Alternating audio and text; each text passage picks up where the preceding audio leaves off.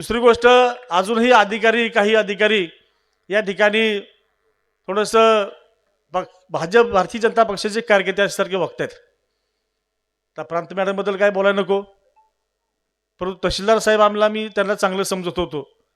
पण त्यांची एक तक्रार आली, म्हणजे खडकेवस्तीचे बजरंग खोमणे हे रस्त्याची मागणी करण्यासाठी इथं गेले असताना त्यांनी असं सांगितलं की खडकेवस्तीचे बजरंग गावडे हे भाजपचे नेते, त्यांना जाऊन तुम्ही भेटा, मग तुमचं काम होईल. हे जर असे अधिकारी वागत असतील तर निश्चितपणे मी एवढंच सांगेल, आचारसंहिता संपल्यानंतर तुम्हाला शिवसेना पद्धतीनं तुमचा करेक्ट कार्यक्रम केला जाईल.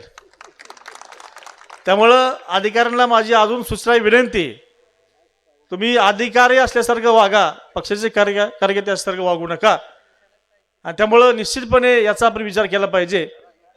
आम्ही एवढंच सांगेल, जातात आपण सर्वांनीच, मागाशी एक कुसूरमधून फोन आला, त्या ठिकाणी काही कार्यकर्ते आपले विरोधक एकत्र जमून ग्रामपंचायती ऑफिस उघडलं.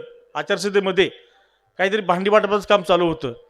तर माझी आपल्या सर्व कार्यकर्त्यांना विनंती की आता इलेक्शन सुरू झाले, आचारसंहिता आहे, जागरूक राहा. हे लोक काही करतील, काही यांचा नेम नाही. तर मग आजपासून आपण सर्वांनी जागृत राहावं आणि त्यांच्या ज्या ज्या काही गोष्टी त्याला आपण थांबवलं पाहिजे, अडवलं पाहिजे, तर खऱ्या तर इलेक्शन आपल्या हातामध्ये राहील. त्यामुळे ते काहीही करू शकतात. या सर्व त्यांच्या आव्हानांना आपण सामोरं गेलं पाहिजे, एकजुटीनं सामोरं गेलं पाहिजे. आणि आपण सर्वांनीच आपला पूर्वीसारखाच आसू गट, गुणवरे गट आपला बालेकिल्ला आहे, तो बालेकिल्ला साबूत ठेवण्यासाठी आपण महाराज साहेबांच्या पाठीच्या सर्वांनी खंबीरपणे उभं राहावं आणि आपले जे उमेदवार जे देतील त्यांना विजय करावा. आपलं चिन्ह ठरलेलं आहे, अजून बाकी काय ठरलं नाही, पण चिन्ह ठरले.